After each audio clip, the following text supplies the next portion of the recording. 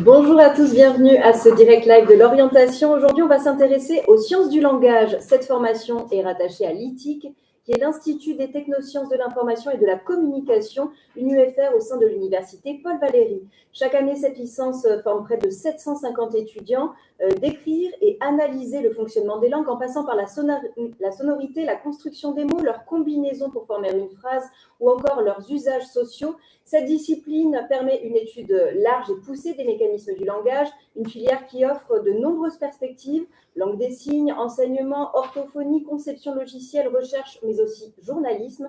Vous verrez que les débouchés sont assez variés et vous offre pas mal d'opportunités. Alors finalement, à qui ces études sont-elles destinées ? Quelles sont les qualités requises, les matières enseignées et quels sont les métiers que vous pourrez exercer à l'issue de vos diplômes? L'objectif aujourd'hui, c'est justement de vous donner des pistes et des exemples concrets qui vous permettront de savoir si oui ou non cette formation est faite pour vous. Il ne s'agit pas d'une conférence figée. Sachez que vous pouvez intervenir à tout moment et poser vos questions via le chat. Alors surtout, n'hésitez pas, il n'y a pas de questions stupides et puis vous êtes derrière un écran, donc ça reste somme toute assez anonyme. Pour démarrer, je vous propose de découvrir qui sont les invités qui m'accompagnent en plateau. Aujourd'hui, je suis en compagnie de Jovan Kostov qui coordonne la licence sciences du langage à l'université Paul Valéry. Il est également responsable du parcours LLS. À ses côtés, Christelle Lebellec, qui est enseignante-chercheuse, elle est responsable du parcours ELF. À ma droite, Laurent Fauré, qui est enseignant-chercheur, il est responsable du parcours langage, médias, journalisme, qui est dispensé en partenariat avec l'École supérieure de journalisme, l'ESJ Pro de Montpellier. À ma gauche, Félix Louchka, qui est enseignant et responsable du parcours langage, médias et communication. Et nous sommes également en compagnie de deux étudiants actuellement en formation. Alexandrine Barral, qui a 22 ans, qui est en ce moment en troisième année de licence en sciences du langage, parcours langage, médias et communication. Et à ses côtés, Valentin Asna, qui a 24 ans, qui est en troisième année de licence sciences du langage, en parcours langue, langage et société. Bienvenue à tous les six et merci d'avoir accepté de témoigner aujourd'hui. Alors, je le disais en introduction, les sciences du langage, c'est l'étude et la compréhension des processus langagiers, donc tout ce qui a trait finalement au fonctionnement de la langue, comment elle se forme, comment elle évolue, et puis à travers ça, tout ce qui gravite autour, quels sont les outils numériques que l'on utilise notamment pour la décoder, comment on utilise une langue pour s'informer et pour communiquer, donc pas mal de thèmes toujours centrés autour de la linguistique, ce qui explique aussi que cette discipline, elle a une particularité, et notamment au sein de l'université Paul Valéry, que n'ont pas forcément toutes les filières, c'est qu'elle dispose de 4 parcours thématiques avec pour chacun un tronc commun. C'est donc une licence généraliste, mais qui ouvre vers des métiers via la professionnalisation. Jovan Kostov, vous supervisez cette licence. Je vais vous laisser justement nous éclairer sur ce point et ses particularités. Alors, superviser, c'est peut-être un grand mot. J'orchestre peut-être un certain nombre d'actions. La particularité, comme vous l'avez dit, c'est que en fait, cette licence est construite autour de 4 parcours qui sont représentés à part égale ici, et ça dépend de plusieurs choses, notamment en fait de la spécialité des laboratoires de recherche, parce qu'il ne faut pas oublier en fait que les licences, les formations de licence et de master de surcroît sont adossées à des laboratoires de recherche, des départements, et au sein de ces formations interviennent des enseignants et des enseignants-chercheurs qui nourrissent les formations à partir de leur recherche, à partir du terrain. Donc, l'idée, comme on a pu le voir jusqu'à maintenant, que c'est complètement détaché de la réalité de formation universitaire, j'aimerais bien la casser un petit peu avec ce point d'honneur que j'en fais. On reviendra dans quelques instants sur les particularités justement de chaque parcours. Exactement. Mais un point important, c'est dès l'inscription sur Parcoursup qu'il faut choisir finalement sa spécialisation. Pas forcément. Il faut choisir une des 4 filières en fait de licence, langue, langage, société, études de la langue française. LMJ, langage média et journalisme, ou LMC, donc représenté par Félix aussi, langage média communication, qui sont les 4 spécialités, grosso modo, de l'école montpelliéraine, si on peut dire ça comme ça. Et ensuite, il y a d'autres possibilités de pré-professionnalisation, parce qu'il ne faut pas oublier que la licence, c'est une formation généraliste, qui sont proposées à partir de la 2e année. On en parlera. Donc, on choisit un parcours, voilà. Mais on peut basculer de l'un à l'autre durant les 3 ans, c'est ça? Ça, c'est aussi possible, tout à fait. Ouais. Alors, qu'est-ce qu'on attend finalement d'un étudiant qui s'oriente vers cette filière? Est-ce qu'il doit avoir une certaine aisance orale, des prédispositions pour l'écriture, un goût pour la lecture, une appétence pour la lecture?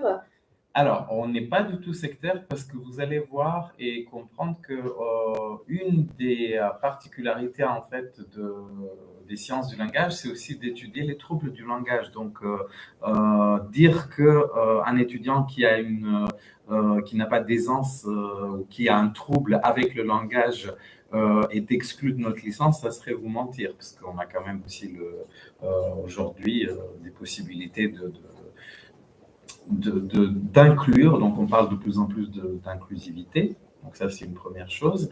Après, il est évident que quand on rentre à l'université, la curiosité intellectuelle, le goût pour la lecture, pour l'écriture, le goût pour l'analyse du fonctionnement du langage et des langues, ça c'est les premiers requis d'entrer dans notre licence. Et puis pour ce qui est Parcoursup, en fait, le côté technique, eh bien, on regarde surtout les résultats jusqu'au bac des matières qui nous intéressent et qui préparent de façon propédeutique l'entrée en licence. Attention aux fautes d'orthographe, voilà. Ceci dit, hein, ça c'est à bannir, ça fait partie justement peut-être des critères de sélection, en tout cas dans votre discipline à vous. Voilà, un peu partout, mais ça veut dire que même nous, on fait des coquilles et des fautes d'orthographe et nos collègues nous relisent et nous corrigent parfois. Donc, on n'est jamais à l'abri quand on fait quelque chose, voilà, sur le tas de faire ce genre d'impair. Donc, on n'est pas non plus, c'est pas la police de la langue. Voilà. Et puis, il y a le volet linguistique, mais il y a aussi le volet scientifique. Ça veut dire qu'il faut des connaissances en mathématiques et aussi en informatique. Et en logique surtout. En logique, surtout en philosophie. Donc, comme je l'ai dit précédemment, c'est le goût de la curiosité intellectuelle en fait qui prévaut. Les étudiants ne sont pas lâchés dans la nature, mais il y a un travail en autonomie à effectuer qui doit être fait par eux-mêmes. Et donc, cette curiosité, c'est une gageure pour la réussite de ce travail-là en autonomie, qui a un amont ou un aval de ce que l'on enseigne, quoi. Alors, voilà. On va s'intéresser à chacune de vos spécialités, justement. Peut-être vous, Madame Lebellec, quel est votre enseignement et le parcours que vous proposez? Alors, donc moi, je suis responsable du parcours ELF, études de la langue française. Et donc, c'est un parcours qui est centré sur le renforcement des compétences en langue française, donc c'est-à-dire grammaire, orthographe, vocabulaire, expression écrite, etc. Dans l'optique, la plupart du temps, d'intégrer donc une école d'orthophonie, puisque l'entrée en école d'orthophonie, enfin en CFUO, se fait sur Parcoursup, à travers un dossier déposé sur Parcoursup. Et très souvent, les étudiants et les étudiantes qui ont suivi une licence de sciences du langage, donc centrée sur ces choses-là, sur le fonctionnement de la langue française, sont privilégiés. C'est vraiment un bonus, c'est un point supplémentaire sur leur candidature. Voilà, donc, et puis c'est aussi un parcours que les étudiants qui veulent être professeurs des écoles vont choisir de préférence. Alors vous, Monsieur Fauré, la particularité du parcours langage, média, journalisme, c'est la double inscription à la fois à l'université et à l'École supérieure de journalisme de Montpellier. Expliquez-nous comment ça marche. Absolument. Alors, il y a effectivement des enseignements qui ont lieu durant la semaine, en gros, à l'Université Paul Valéry, sur notre campus principal, et une journée entière par semaine. Les cours qui sont dispensés à l'ESJ le sont par des professionnels du journalisme et des médias, essentiellement du journalisme du reste. Ils sont donc durant 9 heures à peu près ce jour-là devant la promotion d'une trentaine d'étudiants par année. Et effectivement, ces cours-là sont très spécialisés en vue d'une pré-professionnalisation dans le secteur du journalisme et des médias. Ce que nous avons essayé de faire avec cette forme de parcours, c'est d'associer, en étant adossé à l'ensemble des enseignements de sciences du langage, et en particulier du tronc commun, et plus spécifiquement au parcours LMC, dont va vous parler Félix Souchka dans un instant, nous avons essayé donc d'adosser les enseignements de journalisme à cette particularité de notre licence, c'est-à-dire que nous savons que la matière première du journalisme, c'est le langage, c'est le discours, ce sont les discours qui circulent, ce sont aussi les manières dont on façonne ces discours, d'où l'intérêt pour la langue, l'écrit et l'oral. Et donc voilà, c'est cette articulation que nous avons voulu mettre en place de manière spécifique. Ailleurs, ça peut être Sciences Po, histoire, droit, économie. Parfois d'ailleurs, les universités de sciences proposent aussi des parcours spécialisés. Nous avons voulu axer les choses du point de vue langagier. Pourquoi? Tout simplement pour que les étudiants qui, en première année, à partir de Parcoursup, entrent dans ce parcours de licence, puissent se faire une idée de ce qu'est le journalisme. Voir si c'est bien le métier qui, finalement, satisfait à leurs attentes, et non pas, par exemple, la communication, ce que nous ne faisons pas de l'autre côté. Hein, c'est-à-dire qu'on distingue bien les deux choses.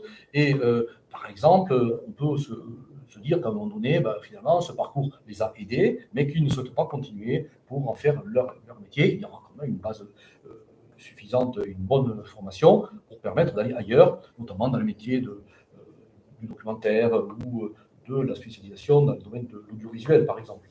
Donc, c'est un certain nombre d'étudiants qui poursuivent en master par ces voies-là, ou bien qui restent en sciences du langage, tout simplement, parce que finalement, ils sont bien chez nous, ils sont bien dans cet univers des sciences du langage, et la dimension journalistique leur a appris aussi à analyser un peu les médias et à comprendre un peu différemment aussi ce qu'étaient ces cultures médiatiques et numériques, parce qu'on y tient beaucoup. Voilà. Alors, on va faire certes du reportage, aller sur le terrain, avoir déjà des notions de journalisme ou une première approche, mais ça n'est pas une école de journalisme, hein, c'est vraiment juste un premier pied. On reste dans le domaine des sciences du langage. Absolument. Qu'il n'y ait pas de fausses idées hein, pour les jeunes qui, des fois, intègrent cette formation, qui postulent. Alors, je modulerai ça parce qu'il y a tout de même une dimension proprement journalistique par les enseignements qui sont dispensés à l'ESJ, qui sont plutôt sur le mode initiation, découverte.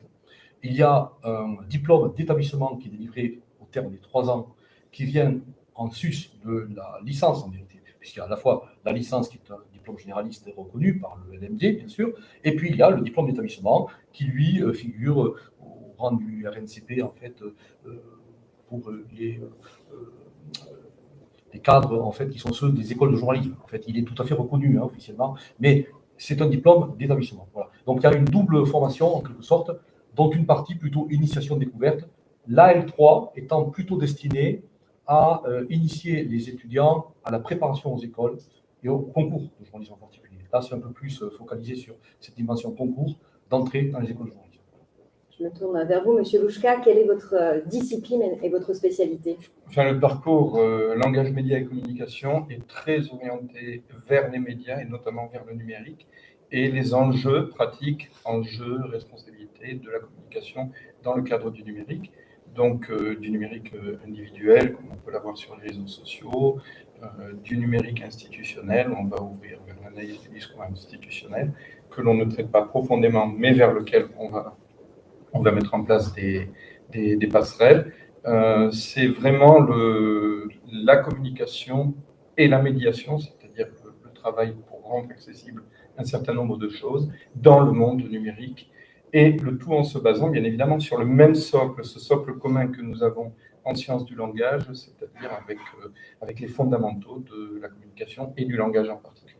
Avec la stratégie de préparer vers des nouveaux métiers? Alors, vers des métiers existants, hein, il y a, je ne sais pas, les analystes des discours institutionnels, les attachés de presse, etc., mais également le CPE, ça peut vous paraître bizarre, mais avec les compétences en langue et en communication que l'on a, c'est quelque chose d'extrêmement important dans un rôle aussi clé dans un établissement scolaire que celui du CPE, et évidemment à travers le numérique aussi vers des métiers qui n'existent pas encore. Je dis souvent à mes étudiants, quand j'ai usé mes fonds de culotte sur les bancs de cette université, le métier de webmaster n'existait pas. On sait qu'aujourd'hui, Pôle emploi recrute pour une bonne partie des emplois qui n'existaient pas il y a 10-15 ans. Eh bien, le but, c'est de préparer justement aux défis de l'avenir. On reparlera peut-être aussi d'intelligence artificielle, avec M. Fauré notamment, mais de préparer, de donner les outils, de leur donner une boîte à outils qui leur permettent de s'adapter à ces métiers de l'avenir. On parlait tout à l'heure des prérequis et notamment de l'utilité d'avoir de bonnes connaissances ou une appétence pour l'informatique, puisque vous utilisez pas mal de logiciels. Oui, on utilise des logiciels. Alors, ce n'est pas un parcours informatique à proprement parler. Après, les jeunes d'aujourd'hui savent quand même relativement bien se débrouiller avec l'outil informatique. On va l'utiliser, on va l'analyser, mais son fonctionnement n'est pas le cœur. Ce qui nous intéresse, c'est les usages qu'on en fait. Et effectivement, c'est un outil qui, à ce niveau-là, est extrêmement riche. Juste un exemple, il y a 10-15 ans, il n'y avait pratiquement aucune institution, aucun homme politique qui avait un compte Twitter officiel. Maintenant, il n'y a plus une institution qui n'ait son compte Twitter officiel, voire sur d'autres réseaux. On a beaucoup parlé du président Macron qui avait fait une interview sur Twitch. Voilà, donc préparer à décrypter, analyser ces éléments pour ne pas être simple spectateur. Alexandrine, Vincent, qu'est-ce qui vous a conduit à vous orienter vers cette formation? Et puis, surtout, quel est votre parcours initial? Qu'est-ce que vous aviez comme bac en poche et comme expérience au préalable? Valentin. Oh, pardon. Vincent, j'ai mis, oui, excusez-moi, Valentin. Personnellement, j'ai eu un bac général, économique et social, spécialité sciences politiques, ce qui m'a permis en fait de rentrer en langue étrangère appliquée à Paul Valéry. Donc j'avais pris espagnol, italien, option portugais, avant même d'arriver en sciences du langage. Donc je pensais que c'était ce qui allait m'aider à devenir journaliste, parce qu'on peut être journaliste avec les langues. Cependant, je n'avais pas la méthodologie ni même l'analyse qu'on a besoin pour accéder, entre guillemets, au métier, vu qu'il faut un minimum le master. Depuis, vous avez rebondi, ça vous a donné Oui. aussi une certaine aisance orale, une certaine autonomie, et puis vous avez monté votre propre média sur le web. Oui, mais il n'est pas encore fini, hein. Je suis encore dans la phase production pour avoir une belle banque à vidéo. Mais oui, c'est vrai que en allant en langue étrangère appliquée, je me suis rendu compte que j'étais pas à ma place. J'aime pas apprendre les langues en classe. Il me faut partir dans le pays en question. Donc, avec des amis, je voyais qu'ils faisaient de l'art, et puis moi, j'aime bien être au contact de ces gens. Donc, j'ai voulu ouvrir mon propre média sur Instagram, YouTube. Et en fait, c'est tout simplement un média artistique et culturel pour mettre en avant les jeunes artistes, même des personnes d'un certain âge, vu qu'il n'y a pas d'âge pour faire de l'art, et les mettre en avant, parce que c'est vrai que en commençant, on n'a pas la visibilité qu'on souhaiterait avoir, et forcément, il faut être en maison de disque pour avoir cette visibilité-là. Donc, je me suis dit, pourquoi pas moi les aider. Voilà. Valentin, donnez-nous un éclairage. Alors, moi, je suis sorti d'un bac technologique ST2S. Avant de rentrer dans cette licence de sciences du langage, j'avais avant fait une licence de psychologie aussi à Paul Valéry. Et la raison pour laquelle je suis arrivé ensuite en sciences du langage, c'était pour une envie de me spécialiser dans quelque chose. Et notamment les troubles du langage, comme le disait M. Gustave, on étudie ça aussi ici. Et c'est pour cette raison que je suis là, dans le but ensuite de pouvoir travailler justement avec ces problématiques et, si possible, rentrer dans la recherche. Est-ce que ça correspond à l'image que vous en faisiez tous les deux? Moi, personnellement, oui. J'ai eu d'autres surprises qui m'ont agréablement surpris, ne serait-ce que dans certaines matières, où on découvre d'autres facettes de l'idée qu'on pourrait se faire des sciences du langage. Alors justement, on va parler du contenu pédagogique. Je le disais en préambule, il y a donc un tronc commun, puis des matières spécifiques pour chacune de vos spécialités. Ce sont des matières qui n'ont pas été enseignées au lycée, comme la phonologie, la psycholinguistique, le traitement automatique des langues. Je vous laisse justement nous donner des exemples de ce qu'ils pourront découvrir, puisque parfois les étudiants se font une image, notamment de l'intitulé, qui diffère un petit peu de la réalité. Qui souhaite prendre la parole sur ce plan? Je veux bien en fait juste donner le cadre général. cette formation, enfin, l'architecture de la formation actuelle a été mise en place en 2022. Donc, il est assez récent, parce que comme vous savez, à chaque 5e année, 4-5 ans, en fait, on réaccrédite l'offre de formation et c'est le moment privilégié pour introduire de nouvelles disciplines ou des disciplines émergentes ou des nouveaux outils, comme le disait Félix tout à l'heure, par exemple l'intelligence artificielle. Dans les années 2000, il y avait donc l'essor du traitement automatique des langues parce qu'on s'est intéressé davantage à la formation pour produire des outils qui traitent le langage. Donc, une offre de formation finalement assez récente dans l'air du temps. Comment elle est construite? Il y a un tronc commun qui est donc commun pour l'ensemble des 4 parcours pour la filière sciences du langage, qui diminue d'une année à l'autre au profit des enseignements disciplinaires. C'est-à-dire que la première année, on va avoir 4 enseignements du tronc commun, donc les disciplines fondamentales, dites fondamentales, phonologie, morphologie, syntaxe, analyse du discours, énonciation, etc. Et progressivement, ça va diminuer pour n'en avoir qu'une seule matière en 3e année, au profit en fait des enseignements plutôt disciplinaires qui sont, par exemple, pour le parcours LMC, ça va être analyse des interactions dans un cadre numérique, le web documentaire, etc., etc. Donc, pour licence sciences du langage et les LES, ça va être plutôt la sociolinguistique, donc qui est un des piliers de l'école montpelliéraine, ce qu'on appelle, ou l'analyse du discours, l'analyse des interactions. Voilà, il y a en fait, ça fonctionne comme un sablier, tout simplement. Le tronc commun laisse place à la discipline, grosso modo. Voilà. Et donc, avec ça, il y a d'autres enseignements dits d'ouverture, vers des langues, vers donc des enseignements qui sont axés sur l'informatique,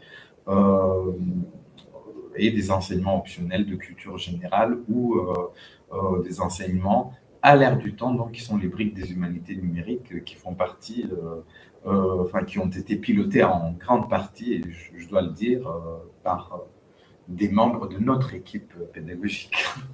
Voilà. Alors pour éviter que ça soit trop désarmant quand on arrive justement à l'université, Félix Louchka, vous me disiez que vous donniez des fiches conseils, notamment parce qu'il y a une représentation autour du mot communication, par exemple. Oui, alors, bon, lorsqu'on arrive à l'université, effectivement, chacun de nous, déjà dans les premiers cours, petit à petit, travaille aussi la méthodologie propre du travail universitaire. Et d'autant plus, j'aimerais quand même rebondir sur ce qu'a dit Yovan tout à l'heure. Effectivement, nous sommes dans des matières, la spécificité des sciences du langage, c'est que nous sommes dans des matières qui n'ont absolument pas été enseignées au lycée. Vous allez en mathématiques, vous faites une licence de mathématiques, vous pouvez vous appuyer sur ce que vous avez eu au lycée. Nous, la communication en tant que telle, à moins de sortir d'un parcours spécialisé, vous ne la voyez pas trop. La phonétique, la phonologie, les enquêtes en communication, on n'a jamais vu. Donc, grande peur, ou qu'est-ce qui nous attend?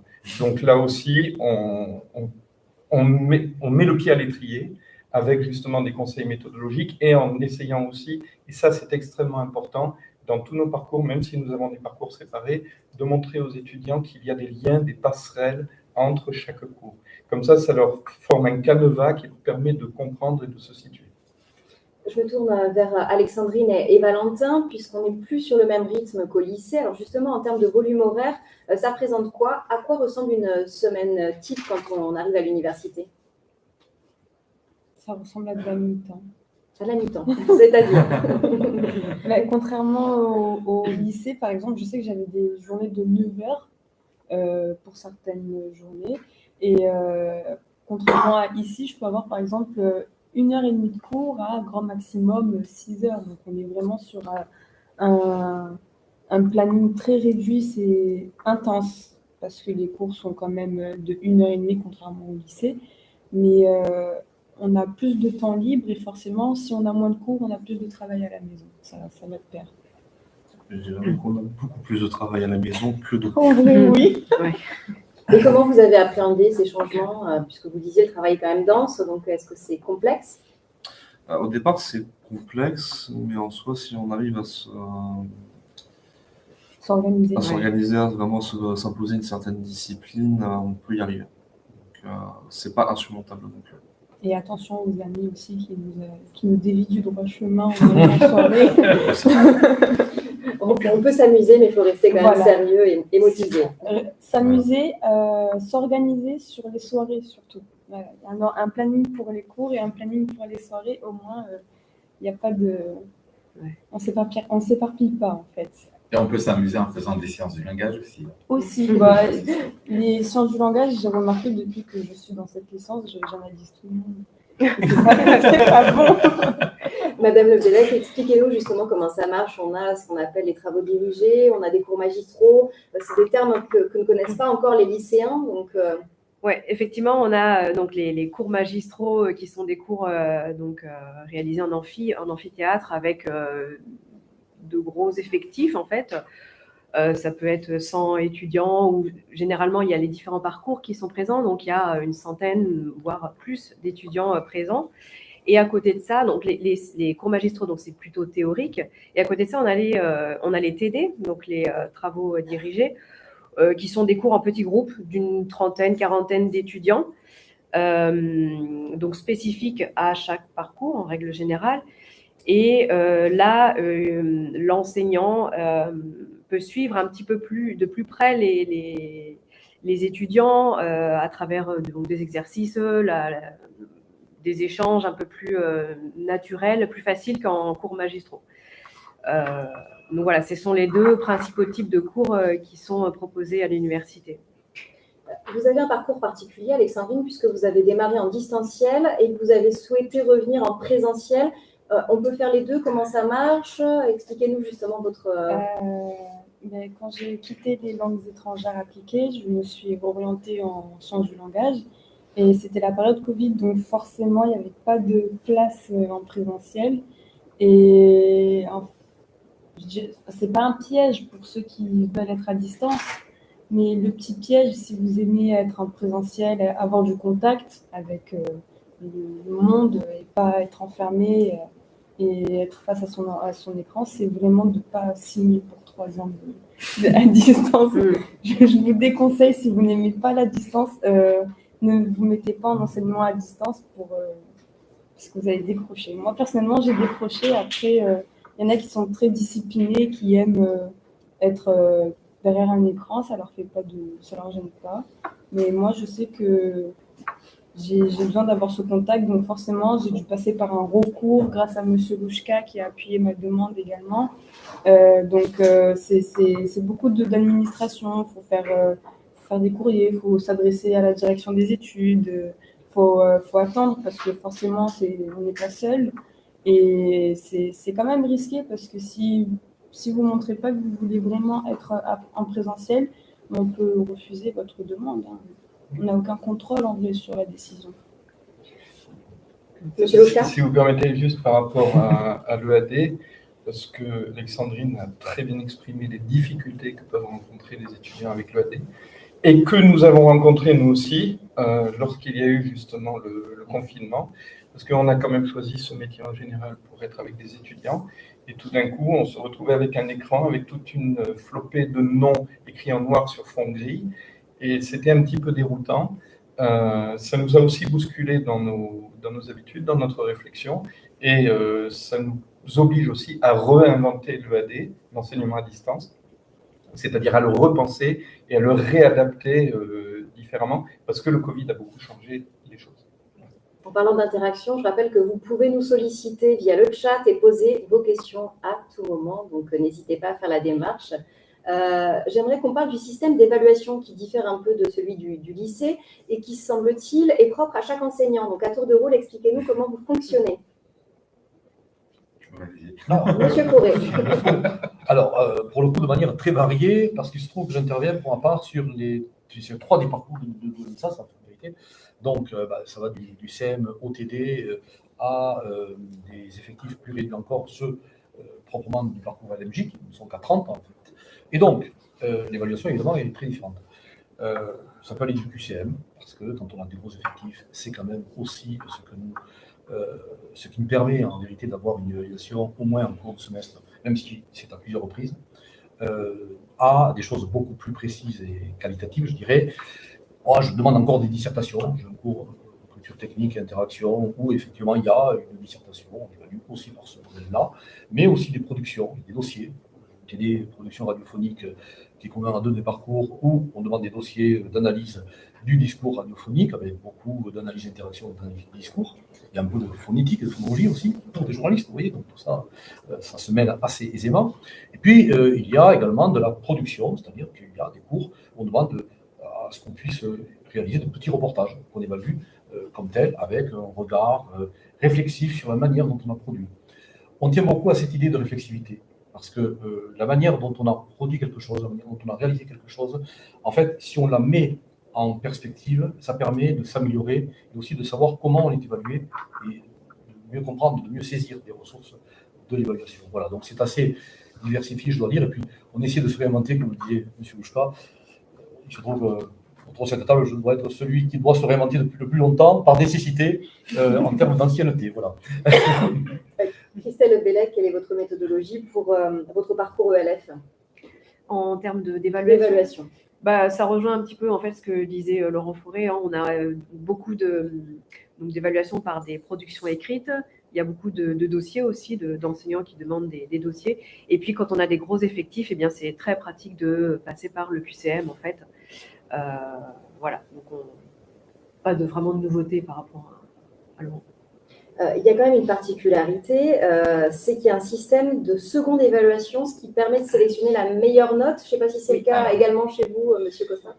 C'est une règle de l'établissement. En fait, les 2 évaluations sont complètement indépendantes. C'est-à-dire que vous pouvez décider de ne passer qu'une seule des 2, les 2, auquel cas vous conservez la note la meilleure des 2 notes. En fait, il ne s'agit pas de rattrapage à proprement parler. Et donc là, je rejoins complètement mes collègues, c'est-à-dire qu'il va y avoir, suivant le type d'enseignement et le nombre d'étudiants, donc d'évaluations à effectuer, la modalité qui va être choisie en fonction d'une certaine liberté pédagogique. Donc ça, il ne faut pas l'oublier, en fait, c'est ce qui régit en partie notre métier, mais dans le cadre du Code de l'éducation aussi. Donc ça, il ne faut pas l'oublier non plus, c'est-à-dire qu'on ne fait pas ce qu'on veut, on est régi par des actes légaux, institutionnels, d'État même, lorsqu'on choisit un mode d'évaluation ou plutôt un autre. Moi, personnellement, pour nombre de mes enseignements, mis à part la morphologie où je suis obligé de faire, donc de m'adapter à un très grand nombre d'étudiants qui sont à peu près 300 en première année, je privilégie par exemple le contrôle continu. C'est-à-dire qu'ils sont vraiment évalués tout au long du semestre avec un travail qui est, comme le disait Valentin Asselin tout à l'heure, assez conséquent.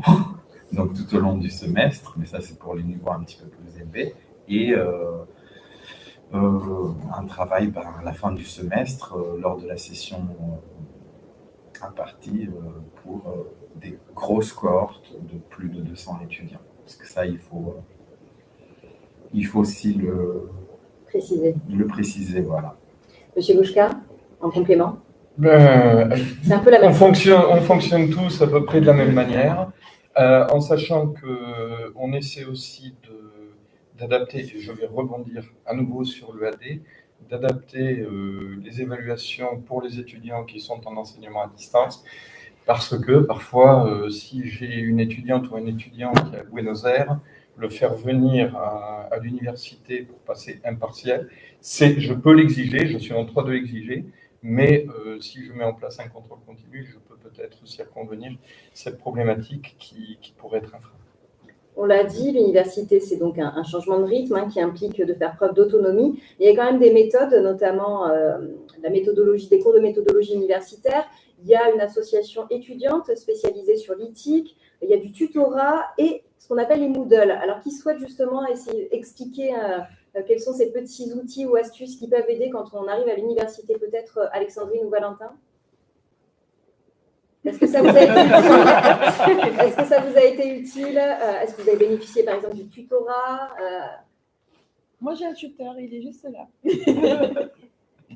Moi, j'ai pas eu de tutorat.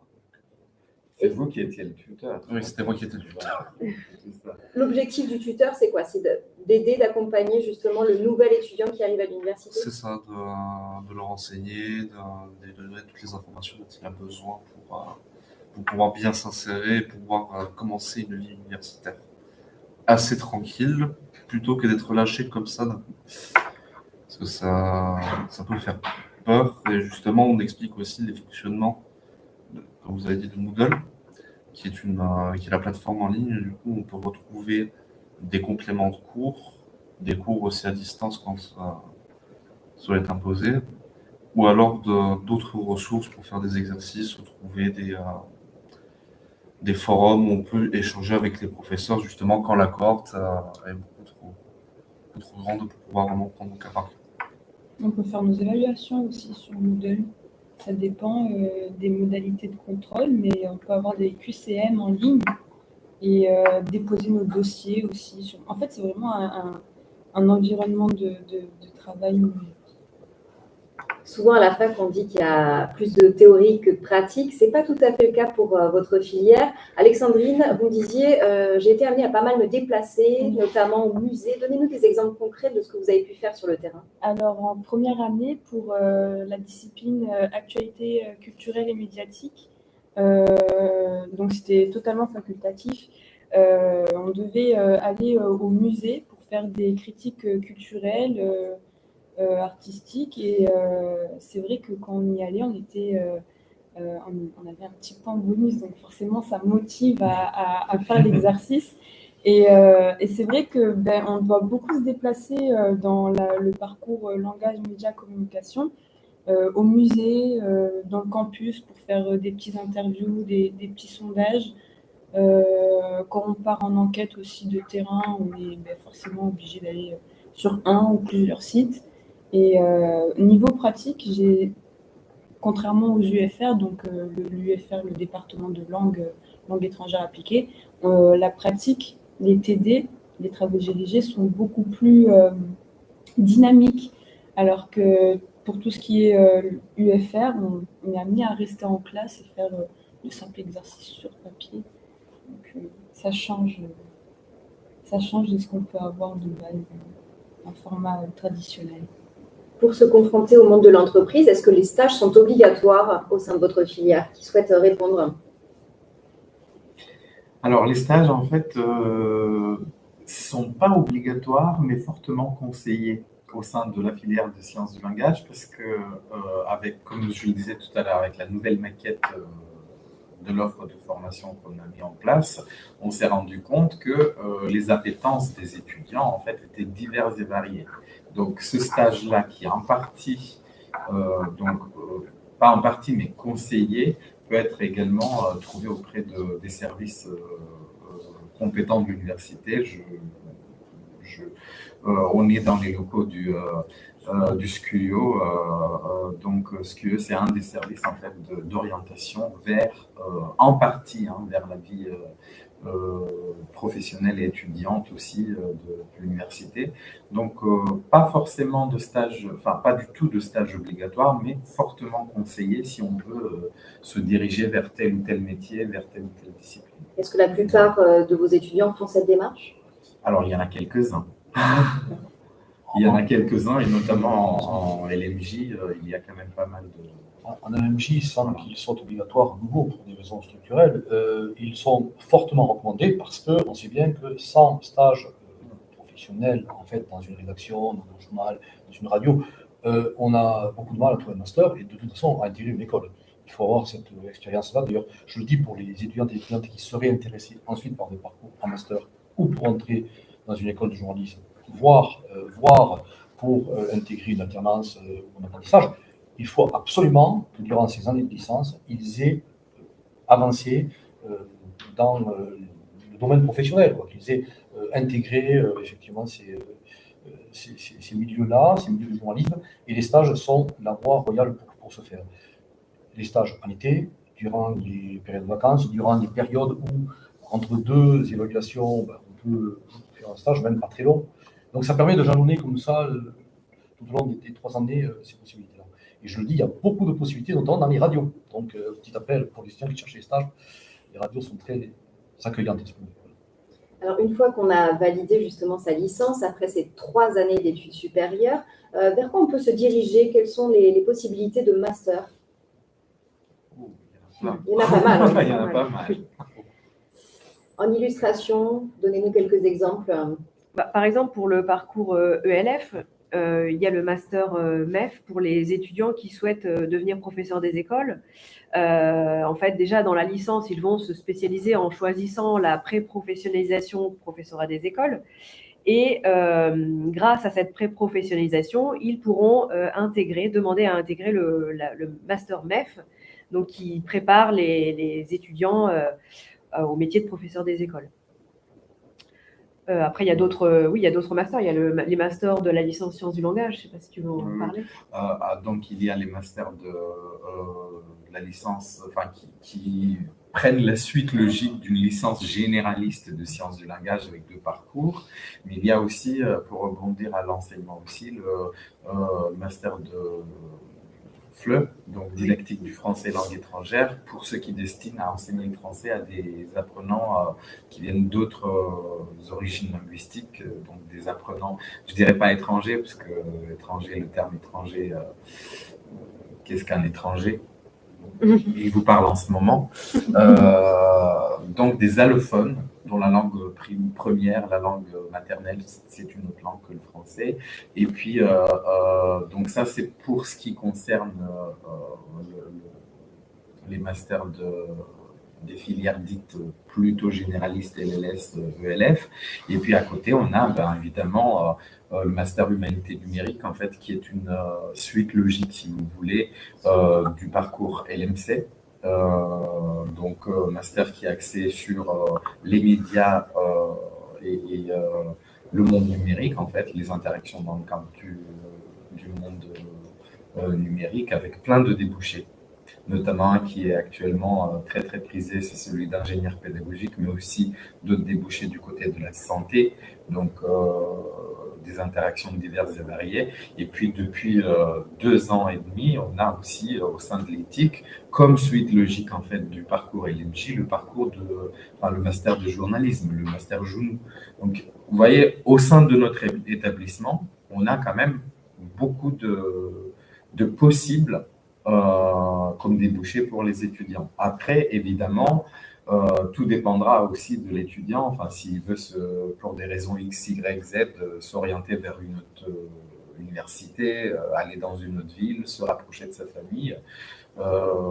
Notre licence est suffisamment généraliste pour intégrer n'importe quel autre master en France qui serait sa suite logique. Avec un succès quand même au niveau professionnel à l'issue de ces formations, de ces 5 années d'études. Vous avez des rédacteurs en chef. Oui. Donnez-nous justement des exemples de succès aujourd'hui. On est très fiers de nos différents rédacteurs en chef qui ont suivi soit le parcours, donc à l'époque ça s'appelait CMM ESGM, c'est l'actuel parcours LMJ. L'un des rédacteurs en chef adjoint de Combini aujourd'hui, Combini France, c'est un de nos anciens étudiants. D'autres travaillent dans différentes radios sur la place Montpellier-Rennes, vous en connaissez. Il y a des gens qui travaillent au Progrès de Lyon également.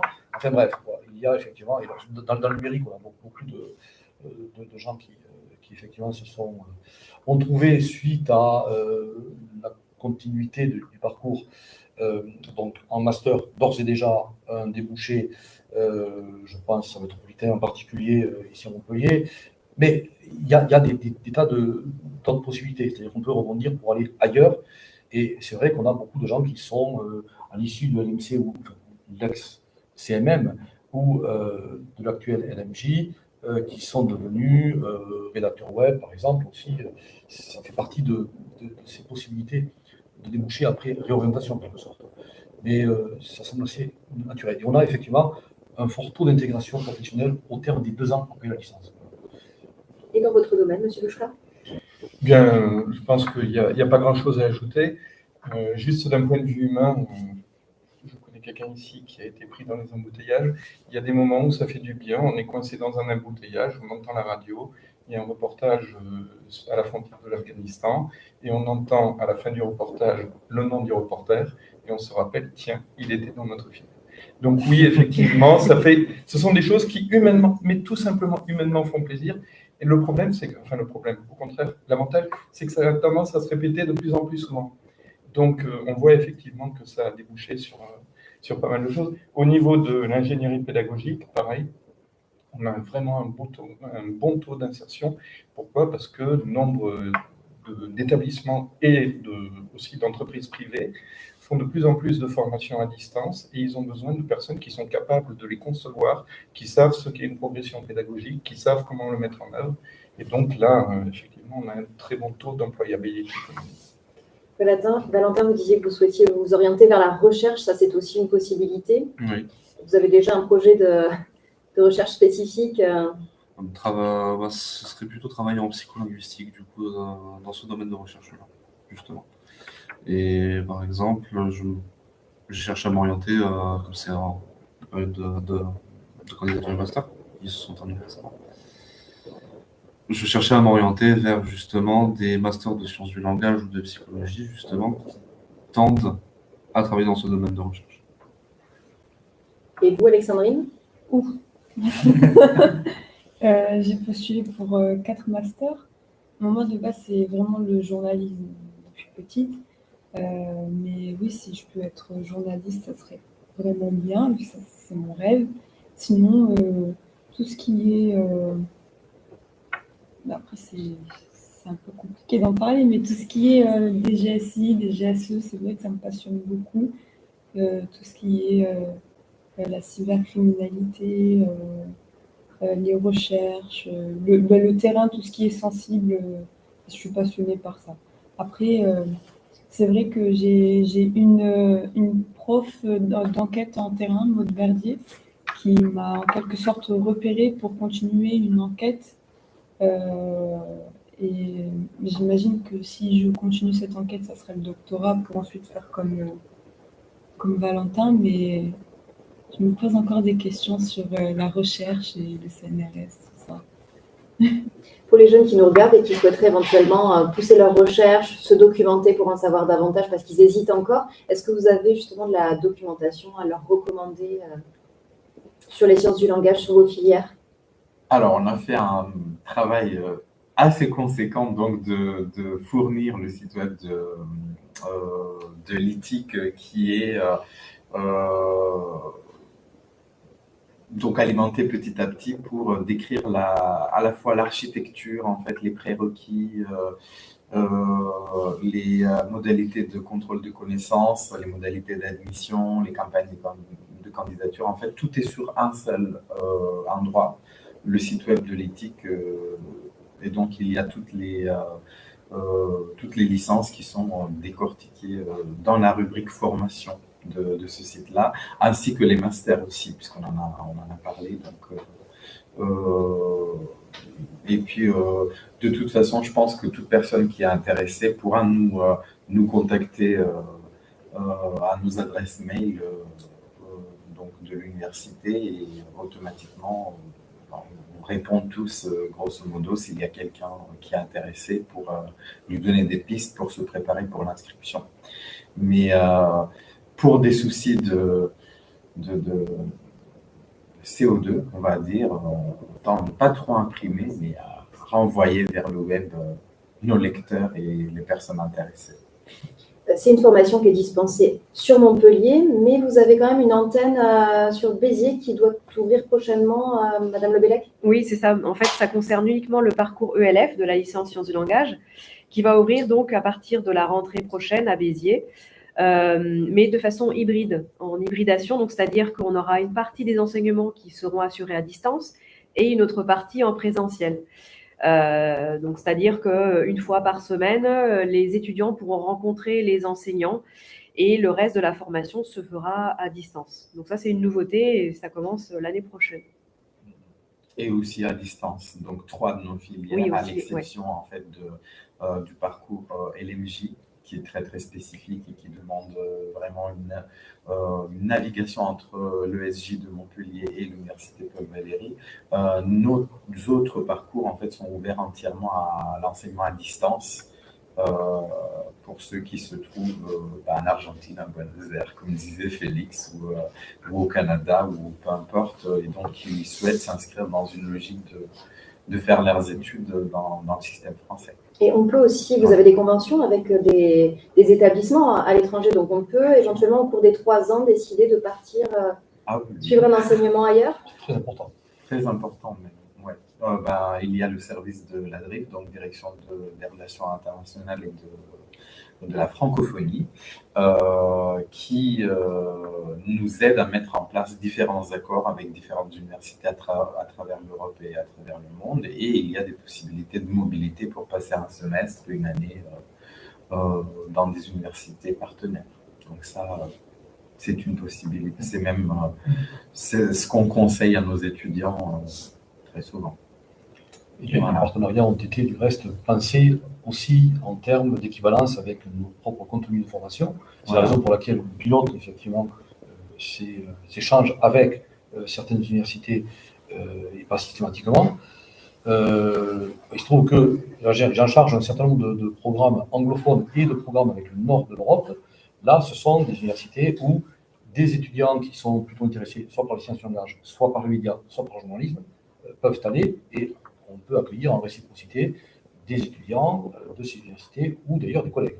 Et donc, c'est très important. Aussi, ouais. Et pour les sciences du langage, je pense que les collègues ne me démentiront pas, cette dimension interculturelle aussi, au-delà de l'aspect interlinguistique, est essentielle. Ça permet aussi de s'ouvrir au monde et de voir aussi comment on enseigne, comment on dispense des contenus qui parfois sont très proches des nôtres, mais qui parfois demandent un regard différent sur toute une série de problèmes. Par contre, aussi par l'actualité. Rappelez-nous quelles sont les modalités administratives, justement, si on souhaite intégrer la licence sciences du langage. On fait quoi? On va sur Parcoursup aujourd'hui? Pour les étudiants qui sont issus du système français, donc Parcoursup, c'est l'unique porte d'entrée, j'ai envie de dire, à l'exception des personnes qui ont fait des études antérieurement, donc dans des années précédentes, qui se sont insérées dans le monde professionnel et qui, par la suite, ont décidé de reprendre des études, auquel cas l'université dispose d'un autre système auteur, donc e-candidat, qui leur permet de candidater dans des dates qui sont elles aussi annoncées sur le site web dont j'ai fait mention précédemment. Et bien, une fois qu'on a, comme pour toute démarche dans l'administration que l'on connaît, une fois qu'on a rempli toutes les pièces justificatives, les dossiers sont étudiés par l'équipe pédagogique. Ça veut dire déposer un CV, une lettre de motivation?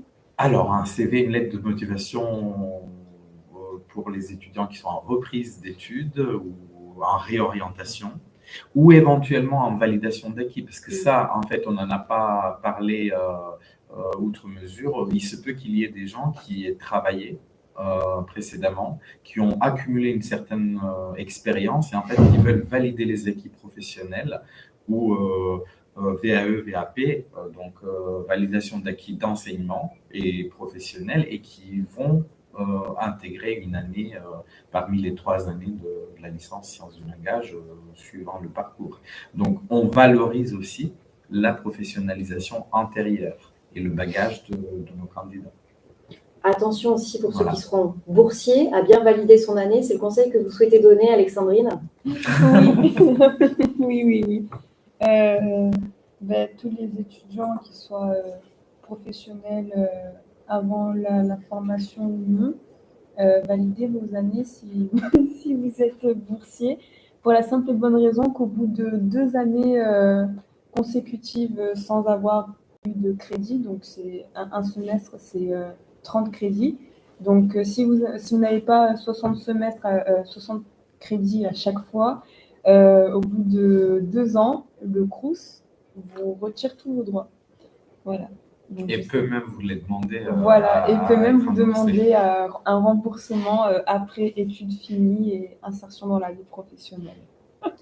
On l'a bien expliqué, même si c'est un changement, un nouveau rythme, il y a quand même de l'indulgence au niveau des examens, de l'accompagnement. Est-ce que vous me disiez, Monsieur Louchka, ce qui compte vraiment, ce qui prime, c'est l'assiduité. C'est pas parce qu'on va à la fac qu'il faut sécher les cours, sinon on risque de courir à l'échec pour le coup. Donc ça, c'est le message vraiment. Voilà, c'est vraiment le message, c'est venez en cours, parce que effectivement, on quitte le système scolaire qui est un petit peu...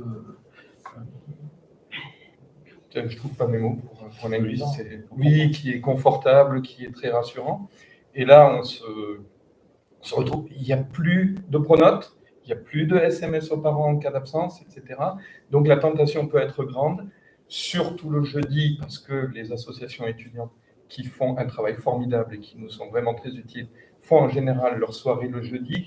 Donc on peut être tenté le vendredi, on n'est pas tout à fait en forme de se dire je rattraperai. Et c'est là que ça va se jouer, c'est-à-dire venir rester accroché. Si échec il y a, des étudiants qui ont suivi les cours et qui sont en situation d'échec, c'est, pardonnez-moi l'anglicisme, c'est peanuts, c'est rien du tout. Quand ils suivent les cours, quand ils sont assidus, la réussite est au bout. Donc c'est vraiment, vraiment, vraiment ça qui compte.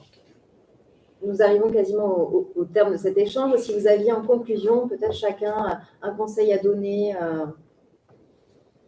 Moi, je dirais que la difficulté, pour rebondir sur ce que disait Félix, la difficulté en arrivant en licence, c'est qu'il y a peu d'heures de cours, mais il y a énormément de travail personnel en fait. Et ça, il ne faut pas l'oublier, c'est ce que vous disiez aussi tout à l'heure. Donc ça peut être un peu déroutant. On peut se dire, j'ai pas beaucoup de cours, ça va. Alors qu'en fait, il y a énormément de travail personnel et il ne faut vraiment pas oublier cet aspect-là, qui est très, très important pour la réussite. Est-ce que l'un d'entre vous souhaite ajouter quelque chose ? Aussi se rendre compte qu'on demande aussi aux étudiants d'avoir une meilleure compréhension, un esprit un peu plus critique et de ne pas réciter par cœur venu les examens, le cours qui a été dispensé tout au long de l'année. Parce que comme M. Faure disait, on peut avoir des dissertations où on nous demande justement de savoir composer avec ce qui nous a été appris et de ne pas simplement le restituer tel quel. Ce qui est un bon exercice pour déjouer les tours et détours de l'intelligence artificielle générative, qui est un très bon outil par ailleurs, mais qu'il faut savoir effectivement mettre en perspective critique. Et ça aussi, on va former les étudiants à cela. Et juste pour ce qui me concerne, rassurer les étudiants.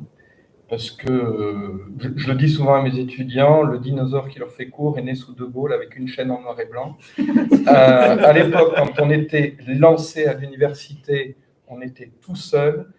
Depuis ce temps-là, il y a beaucoup de choses qui se sont mises en place. Les associations étudiantes sont vraiment très, très actives pour aider à l'intégration. Il y a du tutorat.